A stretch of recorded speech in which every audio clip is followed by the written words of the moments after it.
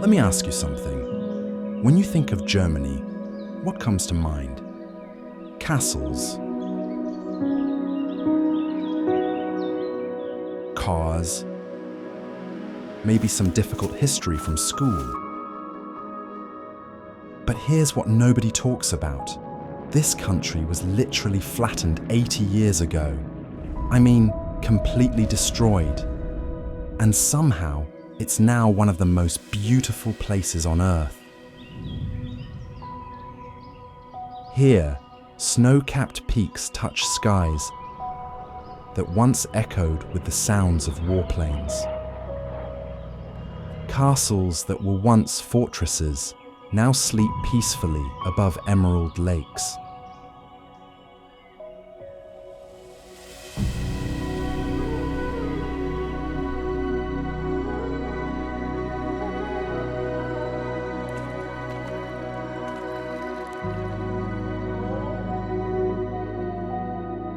Cities like Dresden and Hamburg, once reduced to ashes, now stand brighter than ever, rebuilt by hands that refuse to give up. And the craziest part, some villages were so perfectly hidden in mountain valleys that war just passed them by. Because Germany isn't just a country that recovered, it's a country that rose. This is Germany.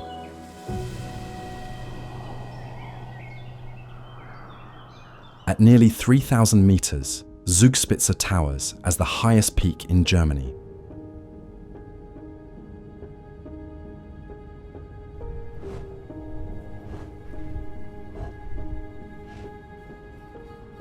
A mountain that has seen centuries of change, yet still rises untouched above it all. From here, the view sweeps across 4 nations: Germany, Austria, Switzerland, and Italy, reminding us how mountains outlast the shifting lines of human borders. But Zugspitze is more than just a beautiful viewpoint. Its story is deeply intertwined with history. In the 1920s, the first cable cars made this once remote peak accessible to ordinary travelers. What had been reserved for mountaineers became a destination for families, adventurers, and dreamers. Seen from below or above, its beauty never fades. High on Zugspitze's rugged slopes, the Alpine ibex roams freely, perfectly adapted to this extreme terrain. Then came darker times. In 1937, the Nazi regime built a weather station on the summit, using Zugspitze's position to track Allied movements. The same cable cars designed to unite people with nature were repurposed to carry soldiers and supplies. For a few years, this mountain of peace became part of a machine of war. At Zugspitze's base lies Lake Eibsee, often called the Bavarian Caribbean, a jewel born from a landslide 3,000 years ago. Its emerald waters sparkle in the sun, dotted with tiny islands that look like jewels scattered across glass. On calm days, the lake perfectly mirrors the snow-capped peak above, creating a scene so flawless it feels unreal.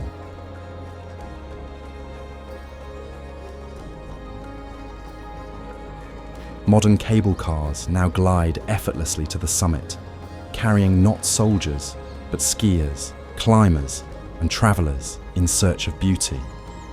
And while the old weather station still operates, its mission has changed. It now monitors climate and protects the fragile Alpine world. Perched high on a lonely hill in Baden-Württemberg, Hohenzollern Castle is one of Germany's most striking hilltop fortresses. The first stronghold was built here nearly 1,000 years ago. It stood proud for centuries until 1423, when a long and brutal siege reduced it to rubble. A second castle was built soon after, stronger than before, but over time it fell into ruin, slowly abandoned to the winds and the passing centuries. What we see today is the third version, completed in 1867. King Friedrich Wilhelm IV of Prussia wanted to rebuild the castle, not as a fortress of war, but as a monument of beauty and memory. With soaring towers, chapels, and sweeping battlements, it became one of Europe's finest examples of neo-Gothic architecture. Less a fortress, more a masterpiece designed to inspire awe. Even in modern times, this hilltop castle has played its part in history. During World War II, it sheltered priceless treasures from Berlin, hidden safely within its walls while bombs fell across the country. And yet, beyond its history, it is the setting itself that leaves a lasting impression. From its ramparts, the horizon stretches endlessly, rolling hills, villages, and forests fading into the Swabian Alps. On clear days, the air feels so sharp and clean you can almost see forever. And on misty mornings, the castle seems to float on a blanket of clouds like a ship sailing through the sky. Standing here, it feels less like visiting a monument where history, beauty, and nature come together in a way that touches the soul. Tucked deep within the Bavarian Alps, near the Austrian border, lies Königssee, often called the Jewel of Bavaria. The name Königssee means King's Lake, and it has carried that name for centuries. Some say it honors King Ludwig II of Bavaria. Others believe it simply earned the title for its regal beauty.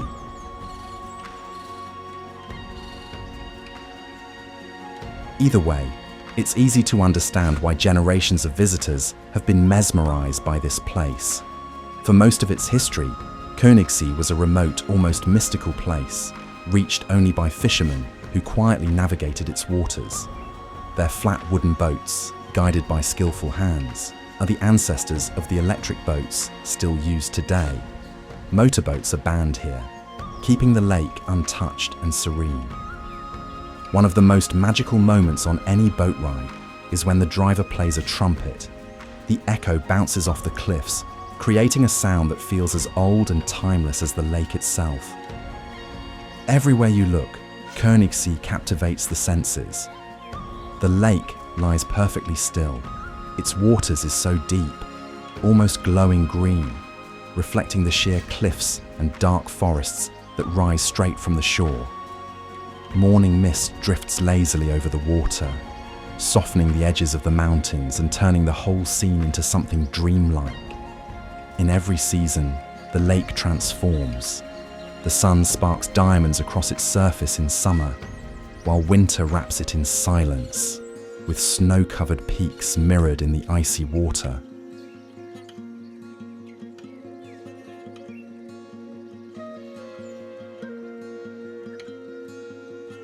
Being here, you feel both the grandeur of the Alps and the quiet intimacy of nature.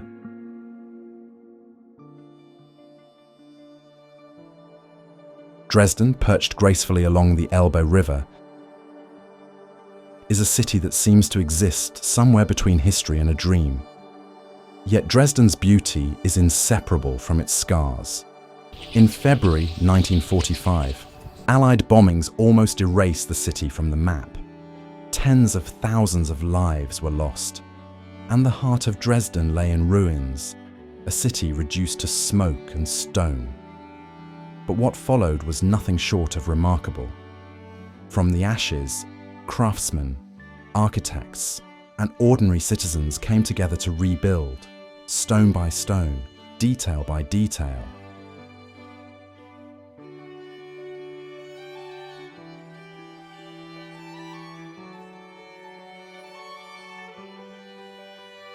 Restoring the Katholische Hofkirche, Dresden Cathedral, the Brühl's Terrace, and the Dresden Castle, Residenzschloss, breathing life back into a city that refused to vanish.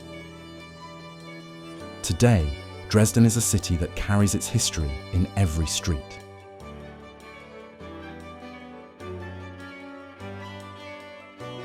The Elbe River runs calmly through the heart of the city, reflecting the rebuilt spires and rooftops in its waters.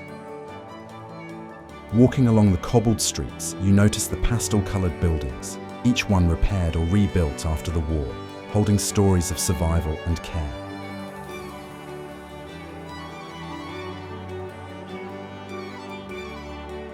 Small gardens bloom with colour. On the river, swans glide quietly, and life continues here. The Allgäu Alps stretch across southern Germany and flow into Austria at the base of the soaring Allgäu peaks.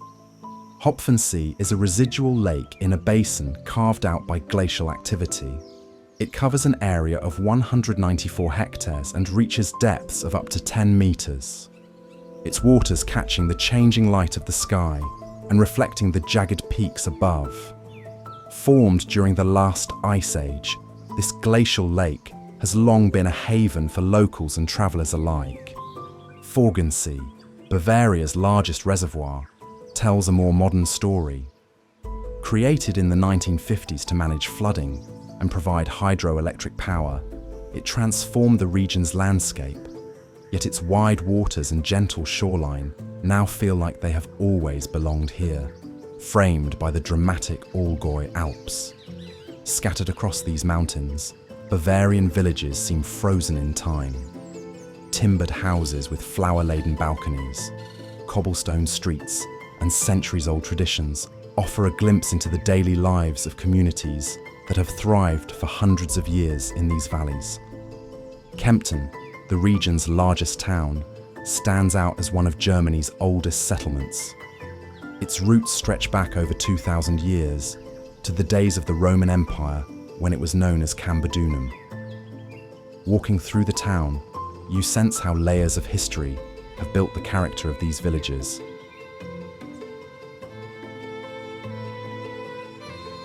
Tucked in the heart of the Bavarian Alps, Ettel Abbey has stood for nearly 700 years, founded in 1330. The abbey was rebuilt in Baroque style after a fire in 1744. Over centuries, it survived wars and political change, remaining a centre of faith, education, and art. In summer, the abbey is framed by green alpine meadows, the scent of pine drifting through the air, while in winter, Ettel Abbey transforms into a snowy wonderland. Crossing into Austria, the Allgäu Alps merge seamlessly with the Austrian Alps, where peaks like Rothenburg challenge hikers and mountaineers with their rugged trails. Here, lakes sparkle, villages hum with life, and mountains rise relentlessly.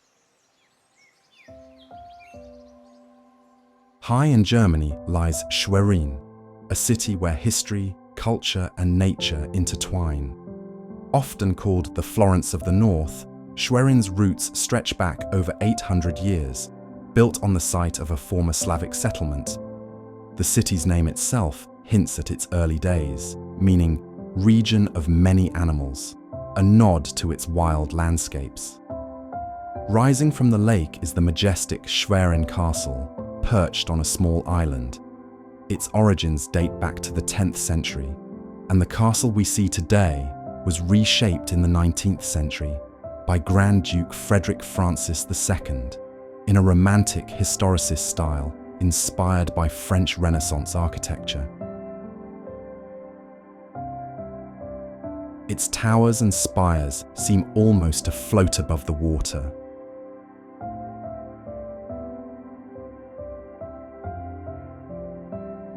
Today, it serves as the state parliament and houses a museum filled with art and history, preserving centuries of stories within its walls. Lake Schwerin lies beneath the castle, a vast and serene waterscape spanning over 60 square kilometers. Its calm waters reflect the surrounding greenery and the city's skyline, creating a scene of tranquil beauty. Visitors stroll along its shores, glide across its waters in small boats, or simply pause to take in the mirror-like reflections of the sky and nearby forests.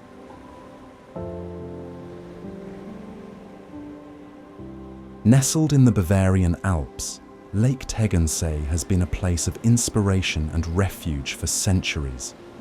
Stretching 6.5 kilometers and reaching depths of over 70 meters.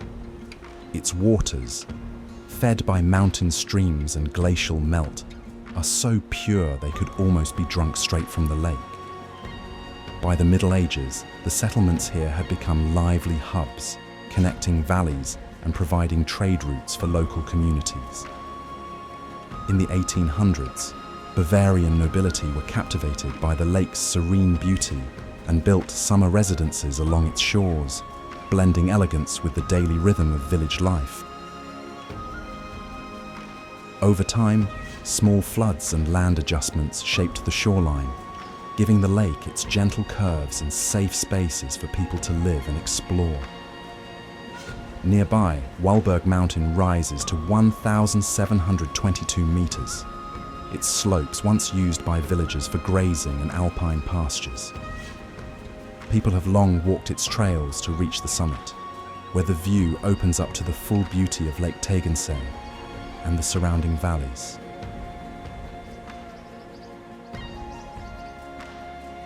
As evening falls, the lake comes alive in different lights, stretching across the sky, spilling onto the water. The surrounding peaks catch the last rays of sun, turning the lake into a mirror of the sky. It's a moment of quiet magic, where time seems to pause and every detail, from the distant mountains to the shimmering shore, feels impossibly alive. Stepping into Rothenburg. Ob der Tauber feels like entering a storybook. The steep, red-tiled roofs of Rothenburg rise in a patchwork across the town, their weathered tiles and chimneys carrying the weight of centuries.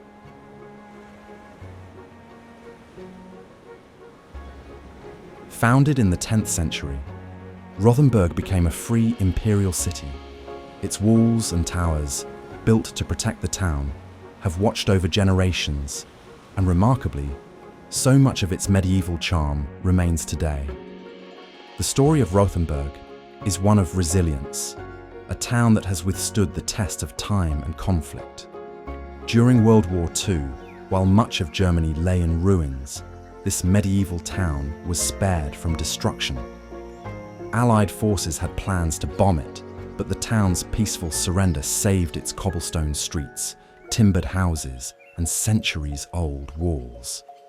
Nestled along the town, the Tauber River often lies hidden beneath a soft, drifting fog. The town gently rises from the rolling hills, its rooftops and towers hinting at centuries of history. Walk its streets, and you'll find quiet courtyards, lively squares, and fountains. All around, forests of pine and oak stretch into the distance, their ever-changing shadows and sunlight giving the town a living, breathing backdrop. From above, you can see meadows, farmland, and woodland flowing seamlessly together, as if the town has grown naturally from the landscape. On misty mornings, the fog drifts over the hills. Rothenburg's charm isn't just in the buildings, it's in how the town and the surrounding forests, hills, and fields exist together.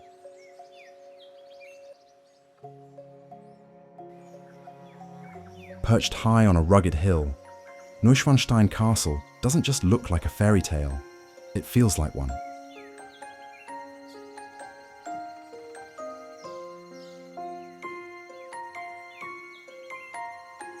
Its white stone walls and tall towers rise above the Bavarian landscape, surrounded by deep forests and mountain peaks. It was built in 1869 by King Ludwig II, not as a fortress, but as a place where he could retreat into his own world of legends, myths, and stories. But behind the dreamlike beauty lies a story of survival. After Ludwig's sudden death in 1886, the castle was left unfinished. Decades later, during World War II, it took on a very different role, used by Nazi forces to hide stolen art. For a time, its rooms were filled with treasures looted from across Europe. And yet, unlike so many places in Germany, Neuschwanstein was never bombed. It survived the war intact, its walls and towers spared from destruction. Its towers rise into the sky with a quiet elegance, their pale stone catching the light in a way like something imagined and then made real. In summer, the castle is framed by rolling hills draped in green, dotted with wildflowers that sway in the breeze. In winter, snow settles on its rooftops and the surrounding pines, turning it into a white silhouette against the frozen landscape.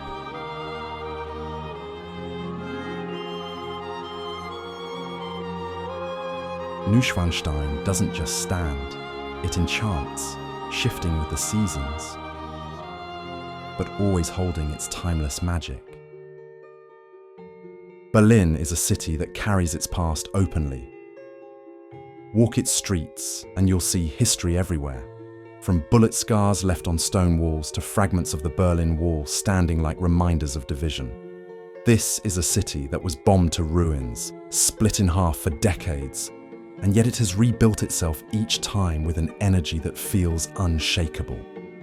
The Brandenburg Gate is perhaps the clearest symbol of that strength. Completed in 1791, it has witnessed royal processions, war parades, destruction, and Cold War standoffs. Once closed off by the wall, it now stands as a monument to unity, a place where people gather to celebrate freedom. Just beyond, the Reichstag tells its own tale. Once left a burned-out shell after the war, it now gleams with a glass dome that looks out across the city, a symbol of transparency and democracy restored. And then there is Museum Island, where centuries of art and culture are preserved in buildings that survived fire and bombing, proof that beauty can endure even through devastation.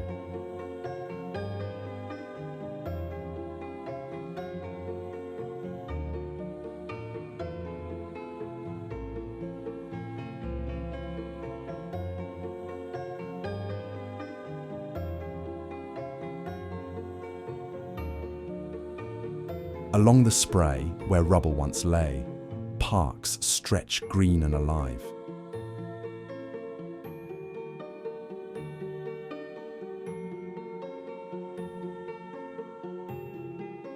Yet Berlin isn't only about what it has survived, it's about what it has become.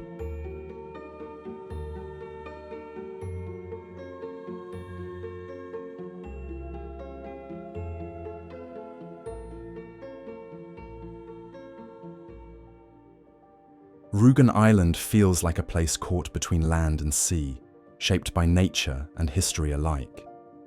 It is Germany's largest island. It has been settled since the Stone Age. The famous Königssee rise nearly 120 meters above the water, a wall of white chalk that has stood for millions of years. During World War II, these cliffs looked out over a troubled sea, as the island was used for military operations, and later became a Soviet stronghold during the Cold War. For centuries, people on Rügen have lived in the shadow of these cliffs. In the Middle Ages, chalk was mined here and used for building, for agriculture, even for whitening walls. These cliffs are never still. Erosion constantly reshapes them. Sometimes massive sections collapse into the Baltic Sea with a thunderous crash, altering the coastline overnight. In Rügen Pier is one of the most beloved landmarks. With its elegant white pavilion and long wooden walkway, it feels like stepping into a scene from another time. The story of this pier is one of resilience. The first version was built in 1906, when Cellen was a rising seaside resort. Over the years, storms and ice repeatedly destroyed it, and after World War II, it fell into decay. For decades, the pier was nothing more than a memory for locals who remembered its charm. But in the 1990s, the town rebuilt it, carefully restoring its early 20th century design. Today, at nearly 400 meters long, it's the longest pier on the island. There's a certain timelessness to the Moselle Valley. where the river winds in sweeping curves between steep hills and quiet forests. The Moselle was first mapped by the Romans nearly 2,000 years ago. They left behind roads, bridges, and the monumental Porta Nigra in Trier, one of Germany's oldest cities.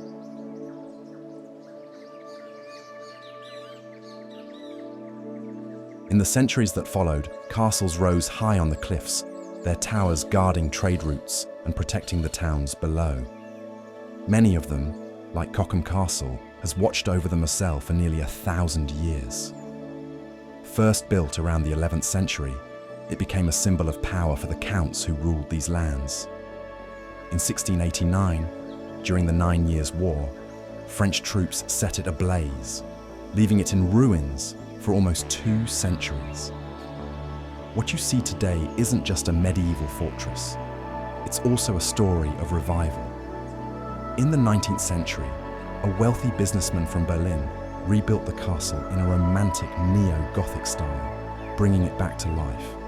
Its towers and battlements may look straight from a fairy tale, but beneath the beauty lies a history marked by war, destruction, and rebirth, much like the Moselle Valley itself.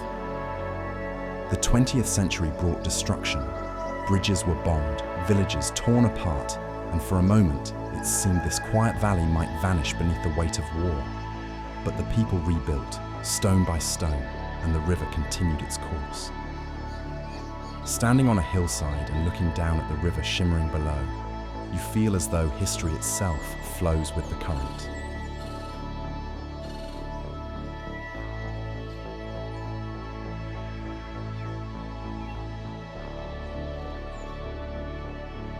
Helgoland. Far from the German mainland, a red sandstone island rises from the waves. For centuries, Helgoland was passed between nations, Denmark, Britain, and Germany, its position making it a prize of strategy and power. In the 20th century, it became a fortress, bristling with naval defences during World War II. By the war's end, bombs had scarred the island, and in 1947, an attempt was made to wipe it off the map with one of the largest non-nuclear explosions in history, known as the Big Bang. Against all odds, Helgoland survived. Slowly, its cliffs and streets came back to life, and its people returned. Every spring, Helgoland's cliffs turn white with the return of northern gannets. These are not ordinary seabirds. They're among the most skilled divers in the world. With wings that stretch nearly 2 meters, they can spot fish from high above. They mate for life, and the same pairs come back to their nesting grounds year after year. You'll often see Morus basanus gently preening each other, a small ritual that strengthens their lifelong bond.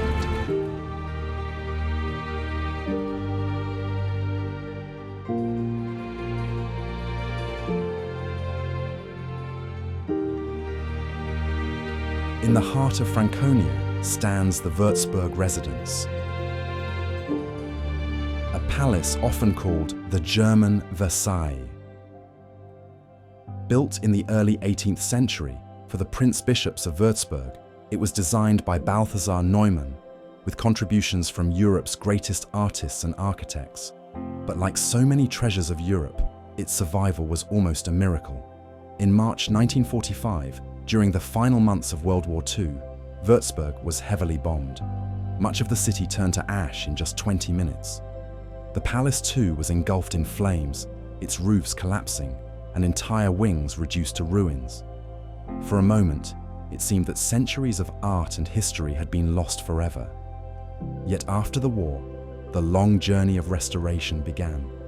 Craftsmen and artists worked patiently, stone by stone, brushstroke by brushstroke, to bring the palace back to life.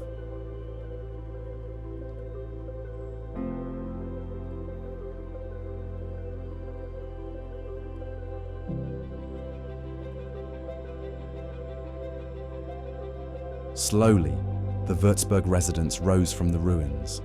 not just as an architectural masterpiece, but as a symbol of resilience and rebirth.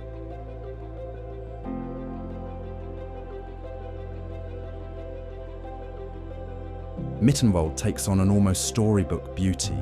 Snow drapes the steep roofs of its painted houses, softening every line and corner, while the mountains stand in dazzling white.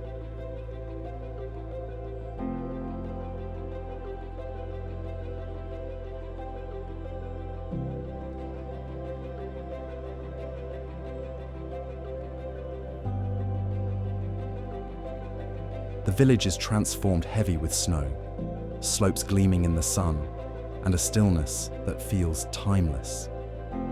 And then the history stretches back to the Middle Ages, when traders carried salt and goods through this valley on their way between Germany and Italy.